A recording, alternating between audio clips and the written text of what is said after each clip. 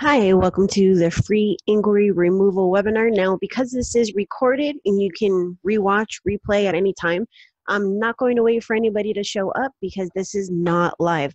Okay, so we're going to be looking at the different ways that you can dispute and remove your inquiries without having to pay anybody else and keep that money in your pocket, basically. This is not for beginners, but it's also not super advanced. So this should be for everybody. So we're going to jump right in. All right, so let's jump right in, deleting your inquiries for free. So there's a couple different methods that we're going to go over, okay? And I'm not saying that I condone all of them or that they all work. We're just looking at what's available, okay? Now, there are things that we are not going to go over, like coding and different softwares that are not the regular known ones, because there are other methods out there, but they're not available to everybody. So that's why we're not going over them. So we have what many people use, identity theft. Now, this is using section 605B in a police report. A lot of you are already familiar with that. And then we have disputing online via any of the sites that allow you to dispute your credit report, like Credit Karma, Experian, Equifax, and TransUnion. And then by calling each respective bureau to dispute. Now, some of the times you can actually not do it this way. It depends on who you get on the phone with, and you have to realize that things are changing all the time. So just because you were able to do it 5 years ago does not mean that you can do it now. All right. And then obviously sending non-identity theft letters to the bureaus to remove them, and then directly disputing with the creditors. Okay, so this may seem basic, but some of you actually don't know this, so this is why we're going over when does it happen? When does an inquiry occur? So this will be either when you go for a new job, and I did split up employment and new job because employment can be even if you're contracted with the Army or literally just with another, you're contracted for a company, child support or court order, collections or reevaluation of credit. And this is the one that is happening right now, reevaluation of credit. If you don't know what I'm talking about, please go and check out my most recent videos. New credit application, obviously, business, and then number 6, like I said, I split it up, new job, okay? And how much do they hurt me? So inquiries stay on for 2 years unless they are business related. Business related ones will remain for longer than that. And each of them can drop your score 3 to 5 points. And this is each, not in total, but each. So if you have 20 inquiries that, pop up because you went to, get a vehicle or whatever, then I mean, if you put more than 30 days in between, then each of those are going to hurt you 3 to 5 points. It makes up 10% of your credit score. Now, this is one of the reasons that I do not do inquiries, nor do I want to do inquiries.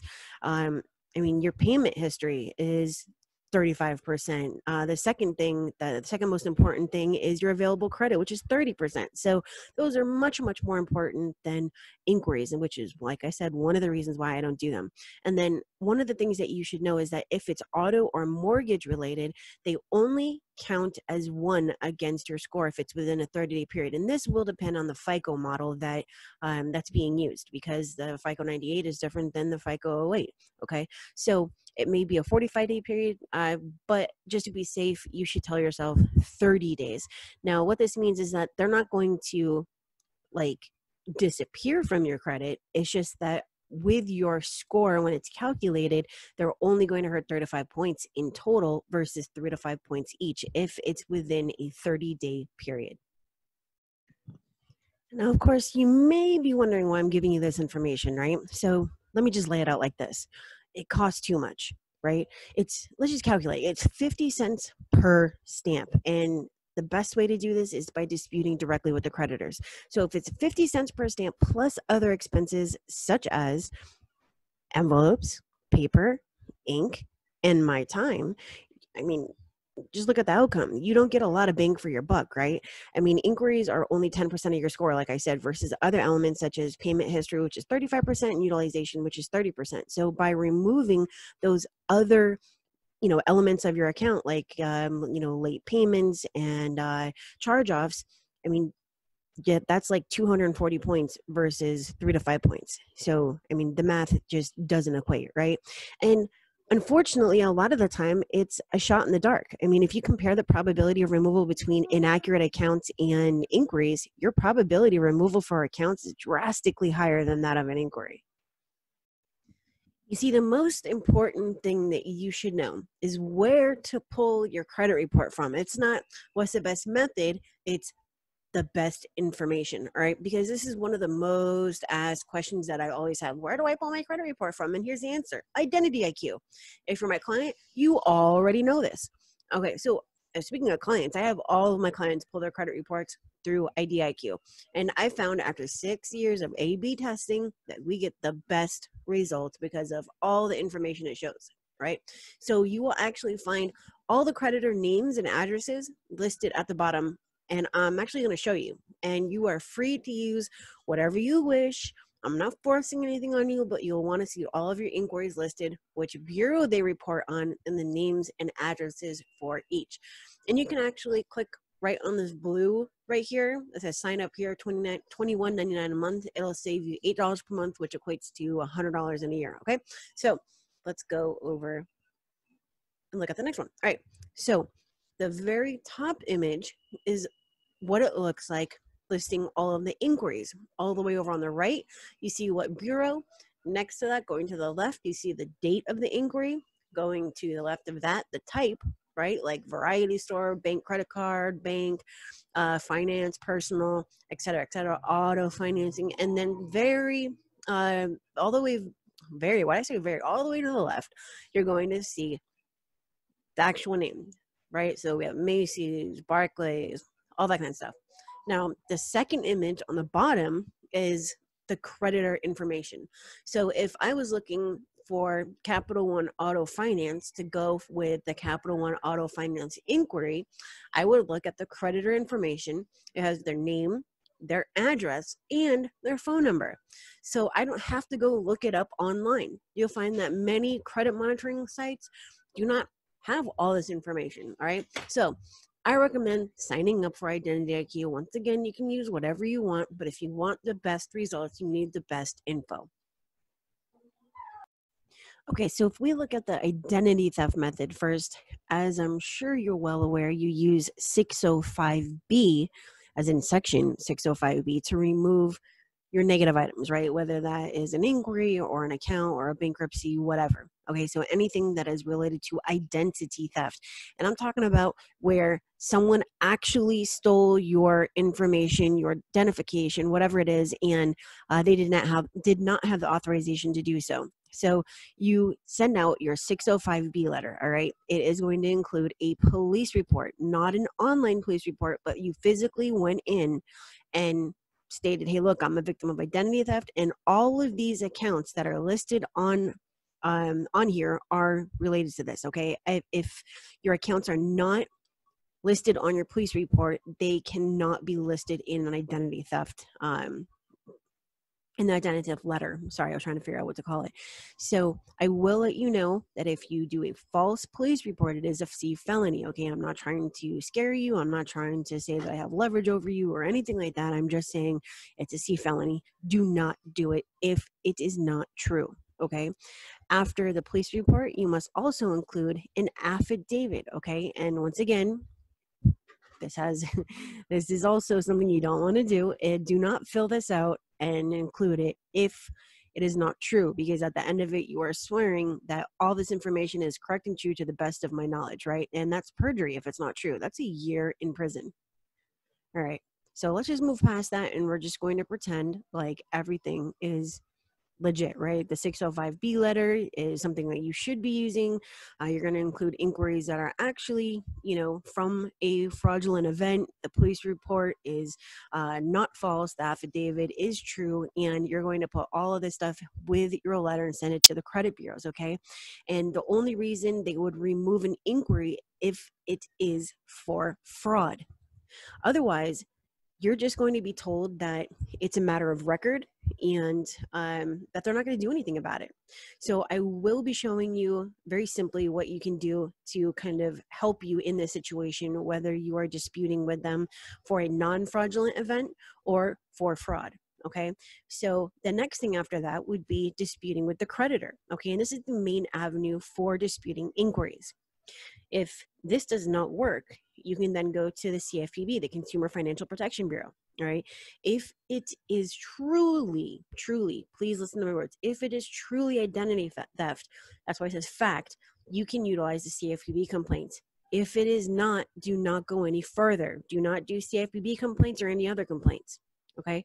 So the very last step to this would be other complaints, BBB, Attorney General, I don't know why it says AF, but that's supposed to be AG, et cetera, et cetera. Okay. So do not do it if it's not actual fraud. I cannot emphasize that enough. Okay.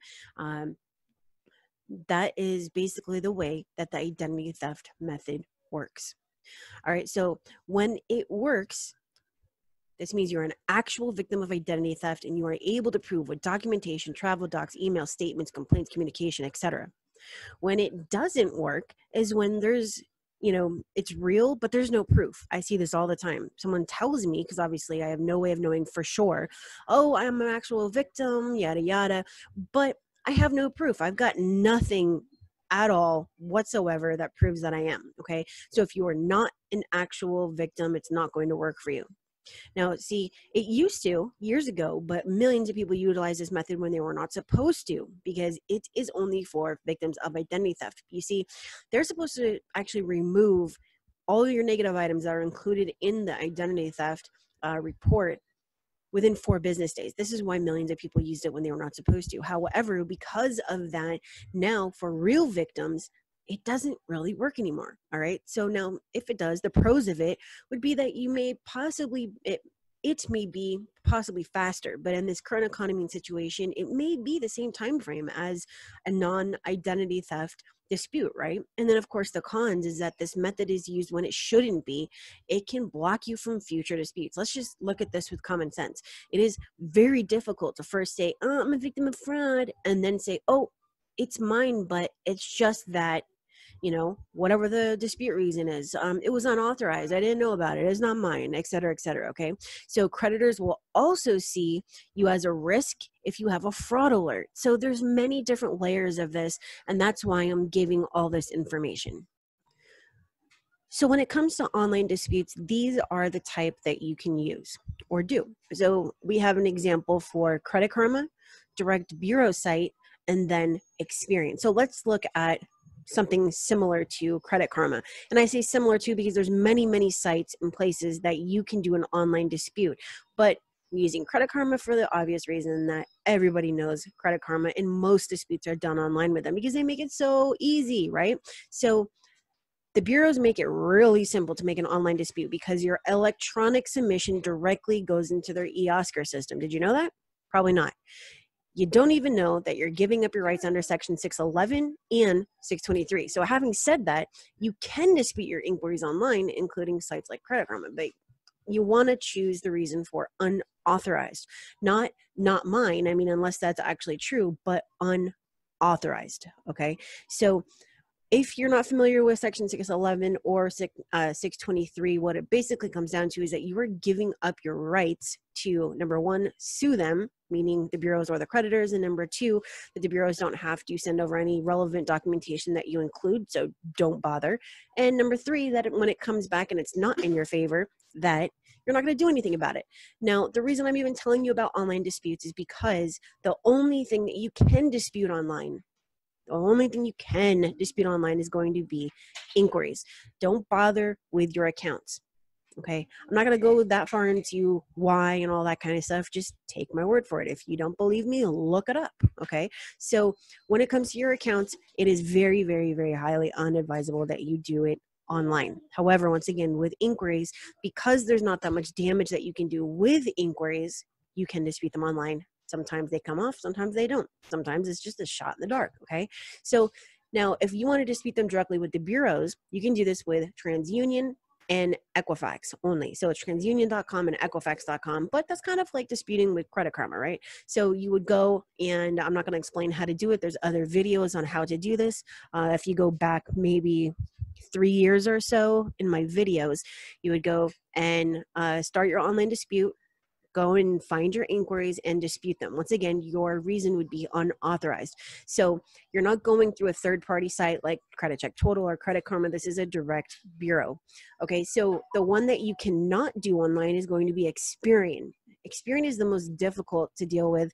I don't know why. I don't know what their issue is, but it is what it is. You just have to deal with it. You have to find ways around it, and you just have to keep going. All right. So if you are going to dispute online, you cannot do it with Experian. Now, you can do phone disputes. However, most of the time, you're really not going to get anywhere. So I don't, especially now in the current situation that we're dealing with, I don't recommend wasting 3 hours of your life sitting on the phone to be told that you can't do it.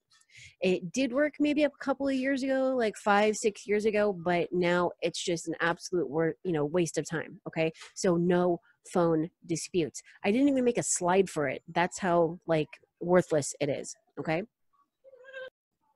Okay, so if you want to know what the smoking gun is, you're going to want to stay till the end because I don't want you to miss it. So when I do inquiries, I'm going to show you what I actually use, okay? So now you're going to want to know what your letters should look like. So you're going to be able to access these very simply by clicking on the link that you find with this. It'll also be emailed to you so that you can actually read through these. Now this is directly from my course, and you don't need to use any templates, but this is just how to dispute via mail. Okay, so we've already gone over unauthorized inquiry disputes, right? We already went over online. We already talked about the phone. We already talked about all that stuff. And this is just how you would categorize and write your disputes, okay? So you don't really have to put a on there, unauthorized inquiries, but you can if you would like to. That's completely fine. The entire point is that you are letting the bureaus know, hey, look, even though I know you're going to say that this is a matter of record, even though I know you're not going to do anything, I am disputing this because it's on my credit report and you're in charge of my credit report. Where the heck is the proof?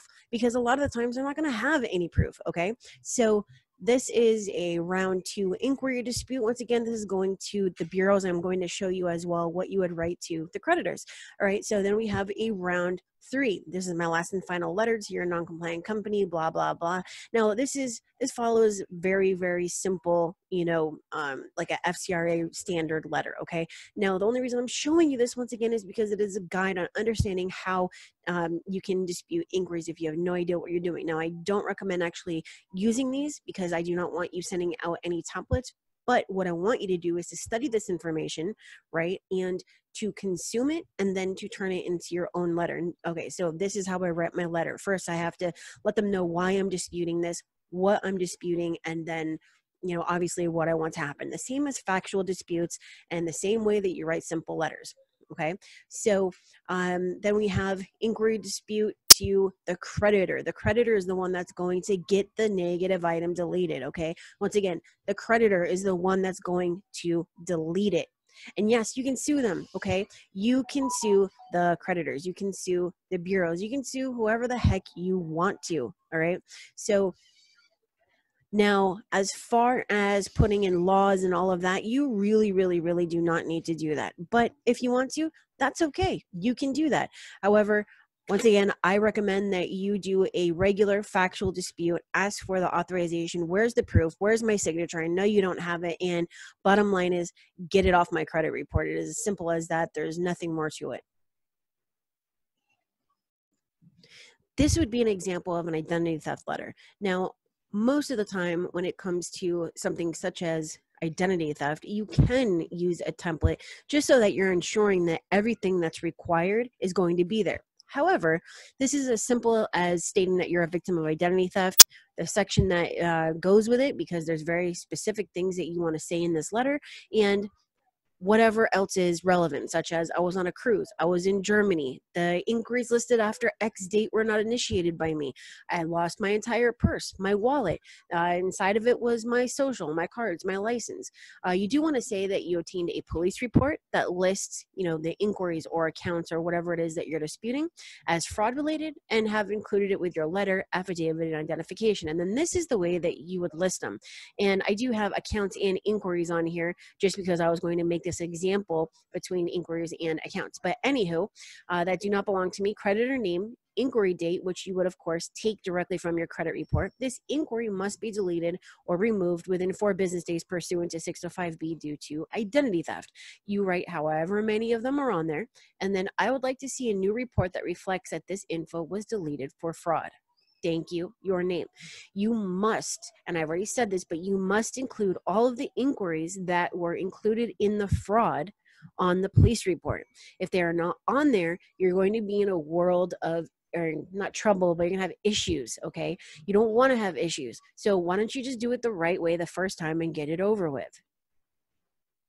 Okay, so credit bureaus continued. So once again, if it's not due to fraud, don't bother disputing with the credit bureaus. They will simply tell you that it's a matter of record.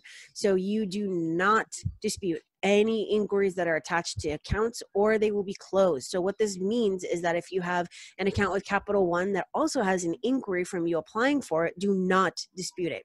They will close the account.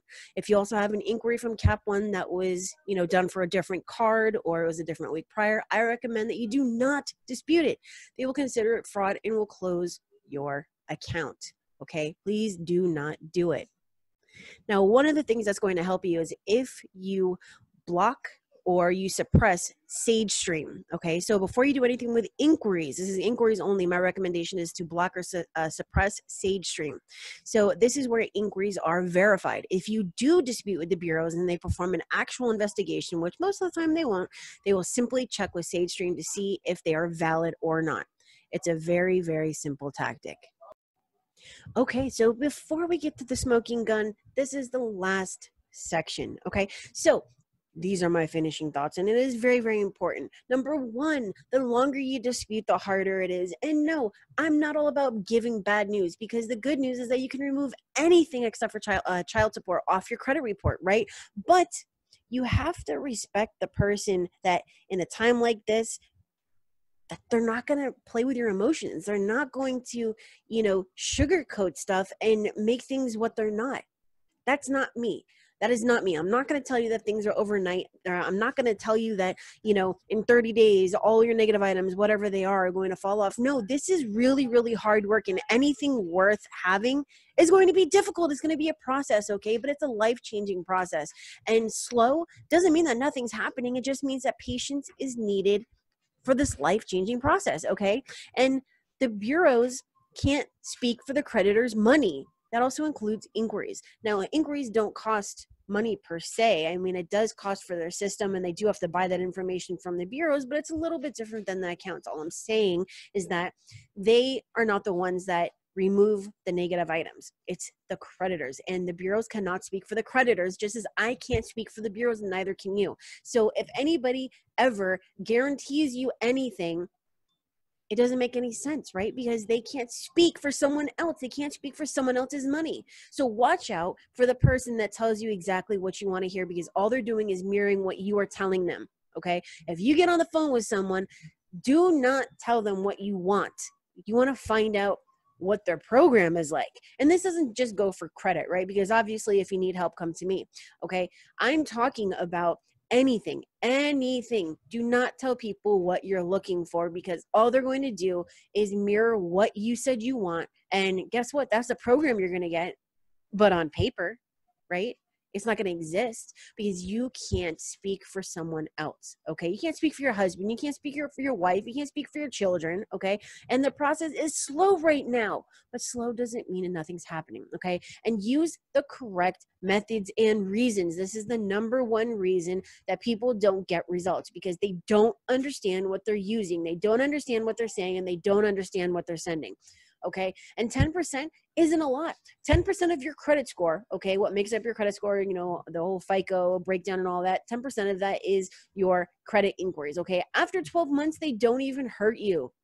They're only 3 to 5 points each, all right? 10% is not a lot. So don't freak out about your inquiries. I have a lot of people that come to me and they're like, oh, I have 100 inquiries in total and blah, blah, blah. Most of the time I tell them, hey, look, unless you want to pay $1,500 to like $2,800 or more, you should probably do this yourself or do nothing at all and just sit on them for 2 years. While that may seem like a long time, is it worth $3,000 to you or more? I mean, I know a company right off the top of my head that would charge you $5,000 for 100 inquiries. Okay. So you have to understand that there should be a fair exchange between what you are paying and what you are getting. If there is not, then you shouldn't be doing it. And Identity IQ will take you to the promised land. What I mean by that is that it's not like a flying carpet. It's not going to literally pick you up and take you there, but it will give you the information that you need to get off whatever the heck it is that you are disputing. In this case, it will be inquiries, okay? And you have to understand the process. If you don't understand the process, you're not going to get anywhere. You will not succeed. So many people, I don't even want to tell you about a conversation I had yesterday, but so many people think that this is an overnight process. Like, who said that? Where are you getting this information from? It doesn't exist. It does not exist, and you don't want to put yourself in that position. You're a grown-ass adult, okay? And if you can, calculate 1 + 1, then you should be able to figure using common sense that you can't force people to do anything. All right. I mean, right now, everything is slow. The banks, transactions, applications, letters, deliveries, online orders, processes, even going to the ATM, going to McDonald's, going to Walmart, standing in line to get into Costco, getting on the phone. Everything is a slow process right now because nothing is normal. And even when it is normal, there's still a process. So just imagine. I mean, there's people out there that had perfect credit and were never late, and they can't even get money right now. They can't even get credit. Credit card companies are literally closing accounts. So where do you get that things are going to be quick for you? You get what I'm saying? So you have to understand the process. And when you understand the process, you can move forward. And this is my smoking gun. Some of you may already know it, but this is using an unauthorized inquiry dispute directly to the credit bureaus. Okay. Now you can also send this to the creditor. So instead of the credit bureau on their address, you would put the creditor. All right. So very simply, the FCRA states that the only permissible purpose for pulling someone's credit report is, and this is directly from section 604 of the FCRA, firm offer of credit. A firm offer of credit, insurance, a court order, and employment. I recently pulled a copy of my credit report and noticed inquiries that I did not authorize and do not fit A, B, C, or D above. And then you put the creditor name and the date of inquiry. Please remove these inquiries from my credit report as they were not authorized. Your name. Okay, so let's just break this down. Section 604 states the permissible purposes for pulling someone credit report, right? Firm offer of credit, insurance, a court order, and employment. A firm offer of credit means that you are going to get that account, which means that there would be no inquiries on your credit report that are not attached to accounts. This is the smoking gun. This is the smoking gun. All right. So you can ask for proof all you want. You can, whatever, but this is the way that I get most of my inquiries removed. All right. This is the way. So there it is, guys. All right. So if you need my assistance, my name is Kristen Vargas. I'm the CEO and founder of Expert Credit Suites. There is my email address, Kristen@expertcreditsuites.com. You can schedule an appointment with me, not for inquiries, obviously, but if you would like to remove the negative items from your credit report once and for all, permanently, not overnight, using realistic expectations and being mentally prepared, then please go schedule that call, because right now there's tons of people that are willing to get into your pocket and mirror and give you exactly what you're looking for, but it's not going to exist. And I don't sugarcoat anything. So if you want to get to that mortgage, get to, that vehicle that you want, or that new job that you want, or whatever, the things that you actually need, then I am the one that can get you there. Okay. Right now it is imperative to have good credit. If you don't have it, you're not going to be able to fall back on things. And guess what? Like I said, creditors are closing accounts. They are closing accounts. They are lowering limits because you are risky to them. And even if you are not risky to them, you might have the credit card that's just sitting there collecting dust, and that is not profitable for them or to them. So they are going to close that account. All right. And I can help you with all of these things. You're at a 500 score and need a 740? Fine. Give me a call. Do you not have any credit? You only have negative credit? Okay, fine. Give me a call. All right. So you can obviously see my Facebook at Expert Credit Suites right there. And if you are looking for do-it-yourself stuff, then you can go to services.vargasconsultingworks.com. All right. Whatever it is, you can drop me a line. If I see it, I will reply. If not, you can schedule a call with me for me to take over your file. I do not give free advice. It is on my time.